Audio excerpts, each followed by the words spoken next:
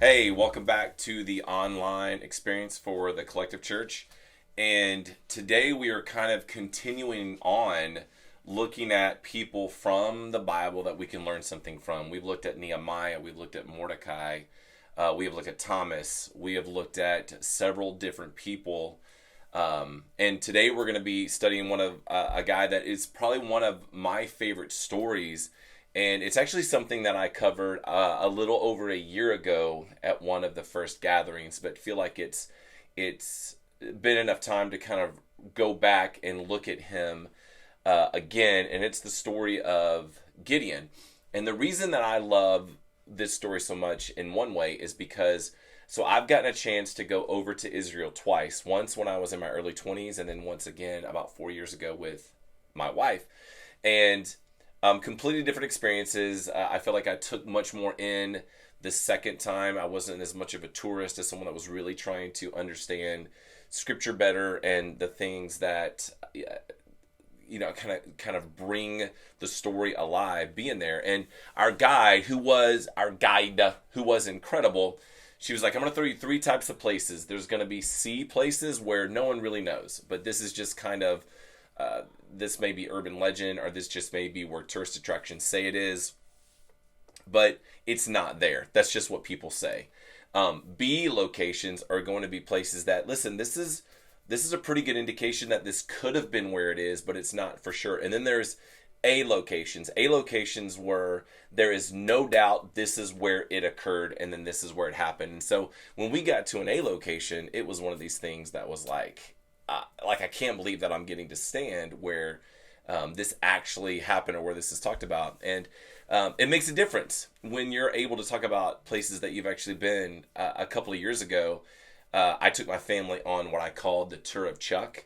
And I took them through where I'm from in Pensacola, Florida, and showed them my elementary school, my middle school, my high school, showed them where a couple places I'd gone to church, showed them where I went to college and junior college, and just kind of showed them a couple places where I hung out and stuff like that. And so, like, I was way more into it than anybody else, but it was important for me to kind of show them, like, where I grew up, like where I had been. And, it was easier to get around to those places. It was easier to talk about them because I had experience there. I had actually been there.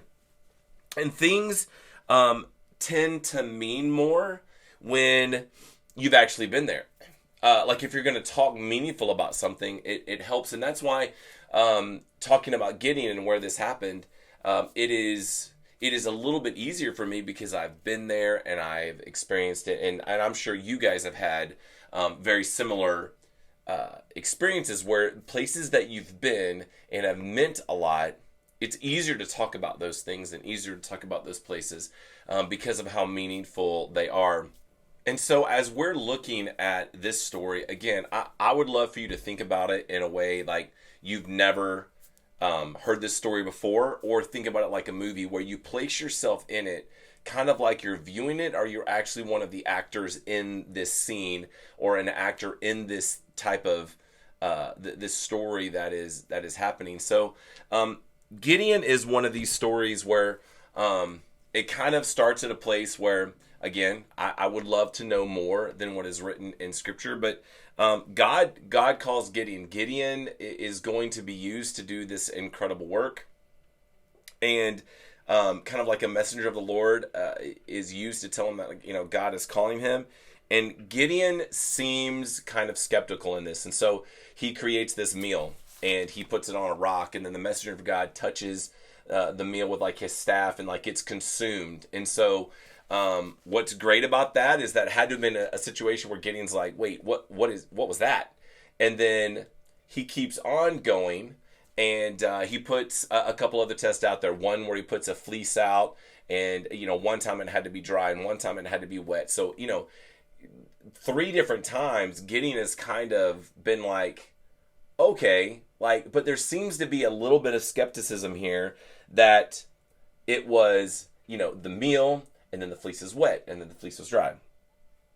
And then Gideon, whose name was actually Jerubbaal, best I can say, that's probably not a great pronunciation, but it gets to chapter 7 in Judges, and we're really looking at verses 1 through 8.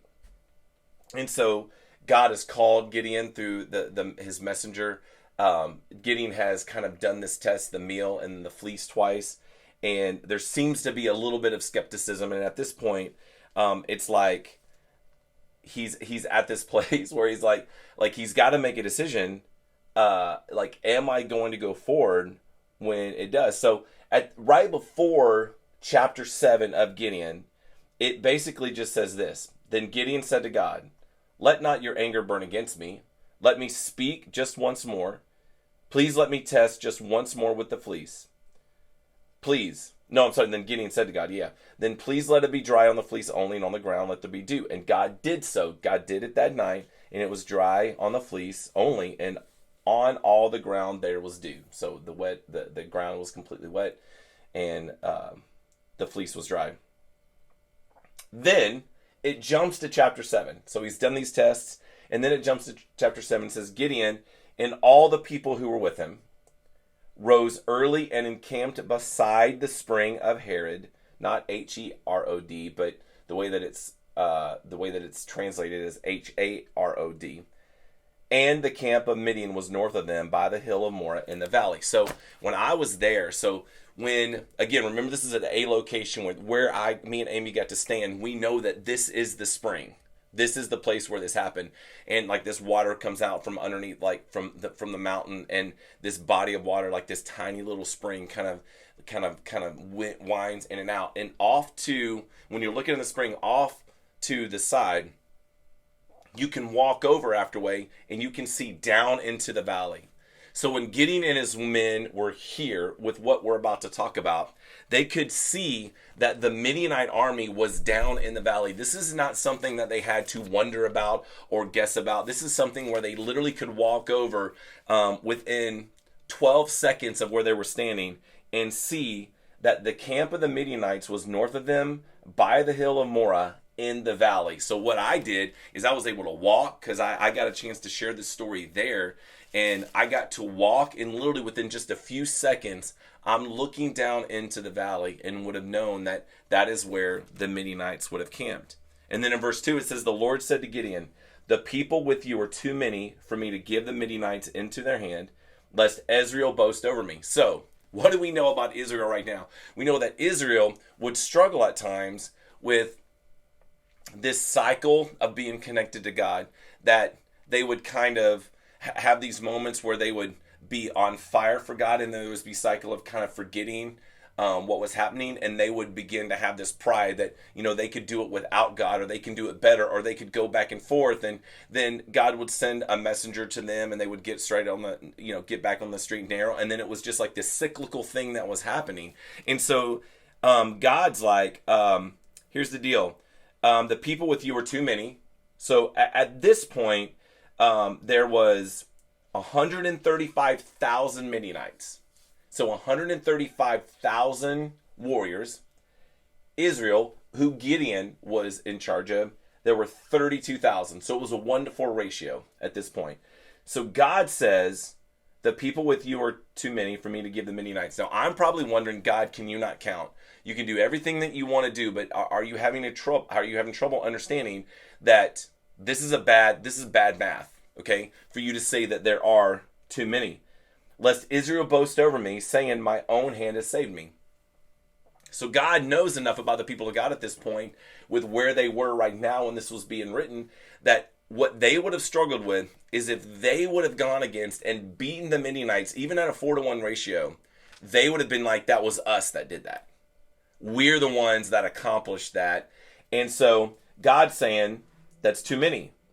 Verse 3, "Now therefore proclaim in the ears of the people, saying, whoever is fearful and trembling, let him return home and hurry away from Mount Gilead." Then 22,000 of the people returned, and 10,000 remained. So what did it start out with? 135,000 Midianites, the enemy in this, 32,000 with Gideon, a 1-to-4 ratio. God's basically saying, if anybody is scared, if anybody does not want to go forward because they are fearful and trembling, you get to go home. Now, I put myself in this place, and I'm going to ask you to put yourself in this place as well.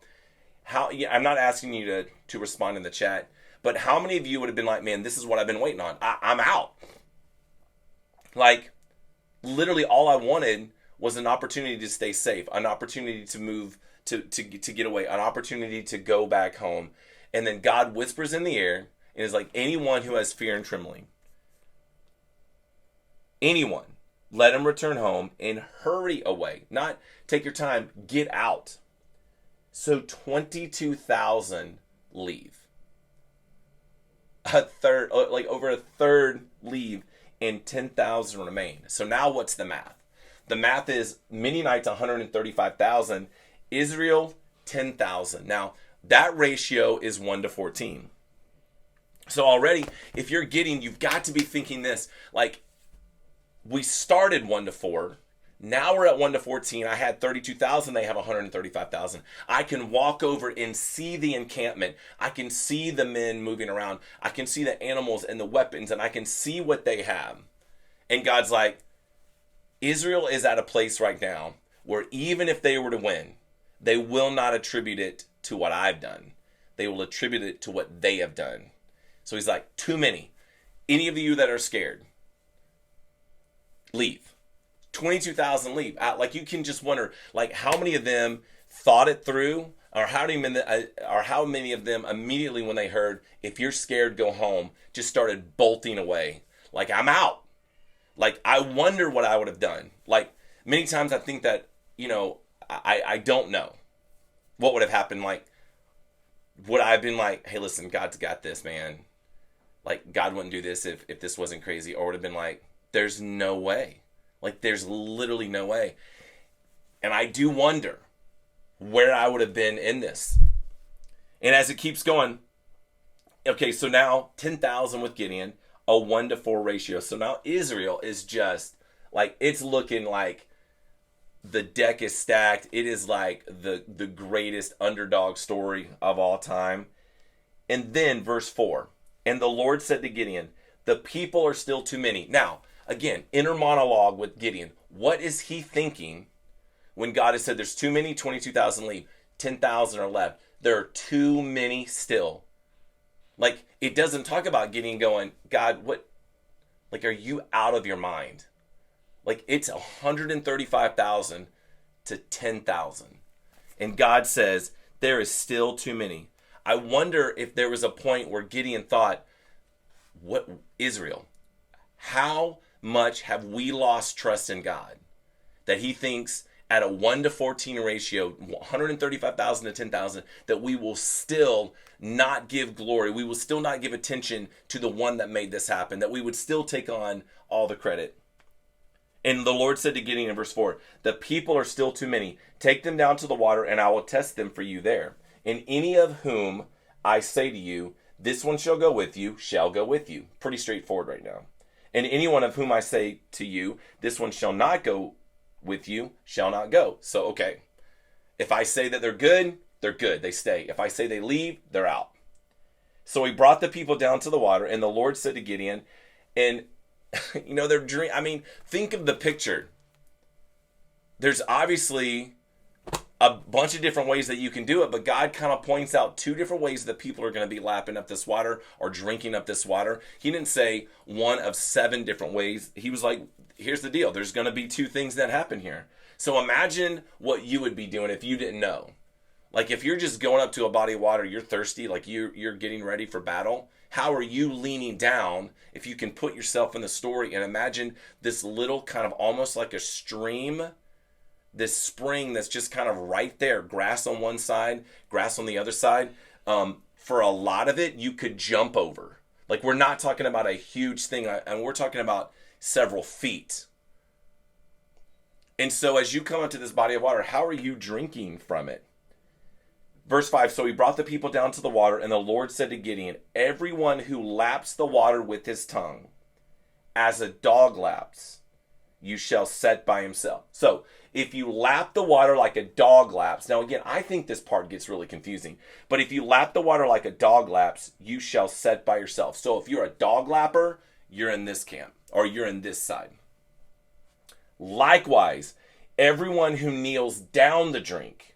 So imagine just thinking that everyone that kneels down, and the number of those who lapped putting their hands to the mouth. So now it gives more information. So if you lapped like a dog, but you put their hands to their mouth, so you're getting the water, you're bringing it up to your face, and you're lapping it like a dog. Or are you kneeling down and putting your head down toward the water? So are your eyes up, lapping the water out of your hands like a dog? Are your eyes down, looking at the river, looking down at the ground, not aware of what is going on? Because a lot of people think that that's the designation. Are you doing this and then you're still looking around as you're lapping, or are you looking down, not aware of what could be happening? So, and the number of those who lapped, like put their hands up and lapped like a dog, was 300 men. But all the rest of the people knelt down to drink water. So, there's a really popular way to do it, and then there was this one way that only 300 people did it. And the Lord said to Gideon, with the 300 men who lapped, I will save you and give the Midianites into your hand, and let all the others go every man to his home. So now there's 10,000 left, and then there's 9,700. Sorry, you drank the water wrong. Go. Did they catch up with the other 22,000? Like, what's the time difference here? So now the ratio is Midianites 135,000, Israel 300. That's a 1 to a 450 ratio. And God's saying, I'm going to save you and give the Midianites into your hand. So the people took provisions in their hands and their trumpets, and he sent all the rest of Israel, every man to his tent, but retained the 300 men. And the camp of Midian was below him in the valley. What didn't change was where the Midianites were. What has changed is that Israel, who Gideon is with, it's gone from 32,000 to 10,000, 10,000 to 300. The ratio is 1 to 450. So to put it in perspective, think about it like a tug of war.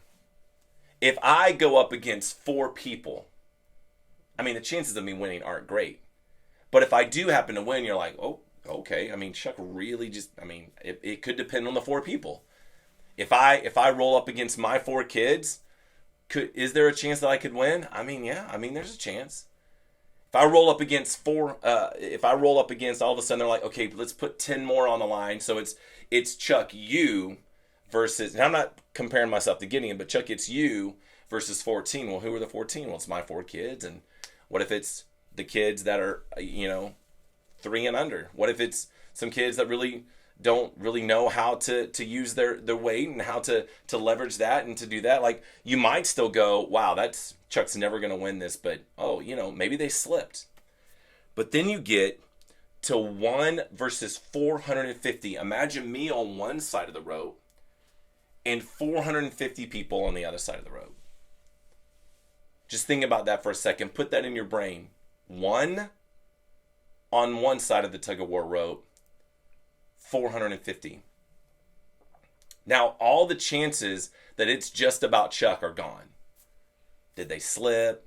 Did Chuck just eat just super fiber rich today and just really, like, did he like carb load? Is he just ready to go? Are they young? Were they weak? 1 versus 450, and that's the same ratio that we have going on here. 1 to 4 is impressive but believable. 1 to 14 is incredible, but maybe it's just the greatest feat of all time. Maybe I pulled off the greatest thing of all time, but 1 to 50 is impossible on my own. God looked at this and made sure the glory would be his. The attention of what he can do is going to be on him, and no one could argue with that.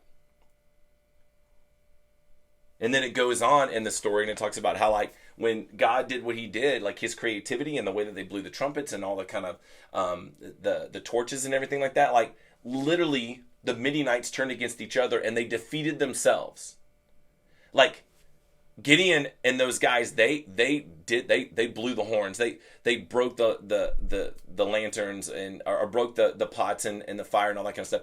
But they didn't have to go in and defeat the army on itself. The Midianites turned against themselves. And so Israel had this incredible victory, and all they had to do was follow the instruction. And the Midianites actually defeated themselves. So what do you learn from this? Like how do we learn from this? One that we've got to look at is that, God obviously wanted to make a point.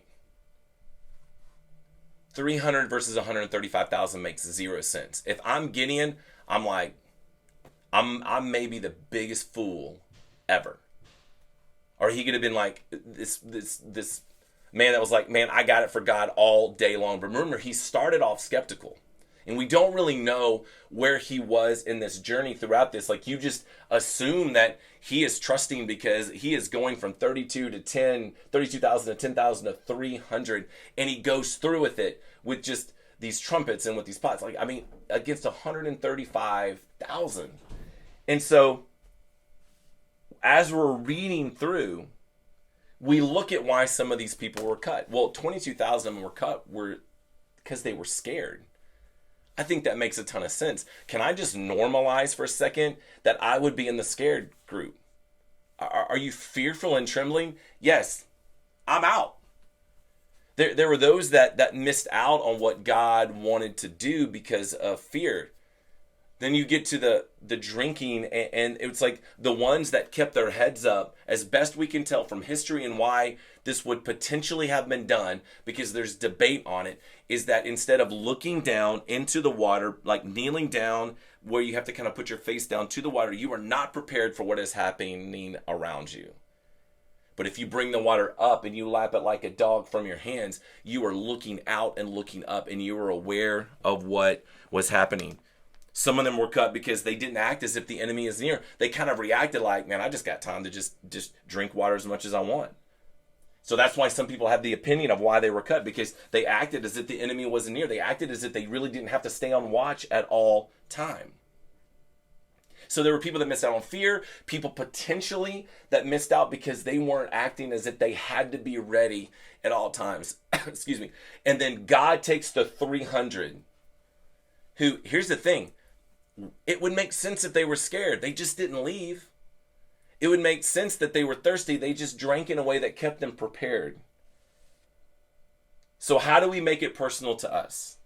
And the way that I believe that we make it personal to us is that, are we living a life that God says, Chuck is going to give me credit for how I have intervened in this. Chuck is going to give me credit for the fact that I have done this, and he will not try to take that attention, that glory. He will not try to take that credit when it's him. Am I going to be a person that gets to stay in to be a part of something like this because I'm trusting him, even though I may not admit that I have fear? Although I think that what's incredible about these people is, how could they not be fearful? They just didn't take the out.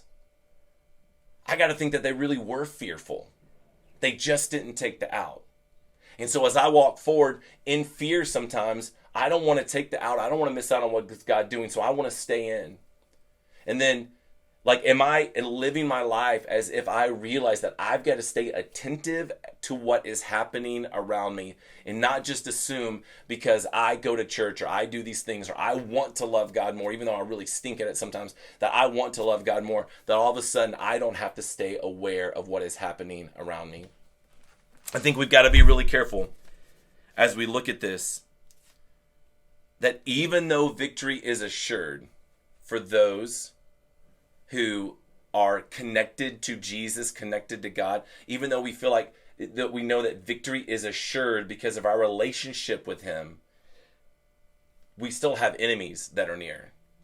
We still have circumstances that can happen that if we're not focused on God in all things, that we might be caught off guard. It might be that fear gets to be too much, and all of a sudden it controls us to take us out of an opportunity to see God do something incredible instead of sticking around. And I want to be really careful to say that my goal here is not to take the analogy of anything that happened with the story of Gideon too far, or to put truth into it, or to say anything that makes it sound like it's not what it's supposed to be. But I just want to say this. When I think about that picture of 1 versus 450 at the tug of war, and think about the way that it connected to Israel and the Midianites, God didn't trust the people of God. God didn't trust Israel. That even though he would have come through and done something incredible at a 4-to-1 ratio, God was like, I don't trust them not to think that it was all about them. I don't trust them to boast that it was them. And when I think about that, I don't want to be a person that God can't trust to work alongside. I don't want to be a person that God can't trust to put me, to position and place me in a situation that I can be a part of something incredible. But I just want to tell people, look, I got to be a part of it, and I'm glad that God was able to use my gifts and abilities. But listen, what God did was because God is only who he can be, and I got to be there and be a part. So as we look at the questions today and as we look at the story, I'm just going to ask that you kind of allow yourself to step into it and enjoy the story and enjoy us as we talk about the way that this applies to our life today. Next Sunday, we're going to be back at Joppa House. We're not going to always be somewhere 3 places. We just had a little bit of a challenge finding somewhere for March, so we're going to be back at Joppa House, and then we'll find a new location for April. Really hope that you can come and be a part as families and individuals and groups as we continue the Why We Serve It, the Why We series, and continue to be a part of the meal together and continue to be a part of the Lord's Supper and worship. So have an incredible day. Thank you for what you're going to do to be a part of the chat, and we will see you next week.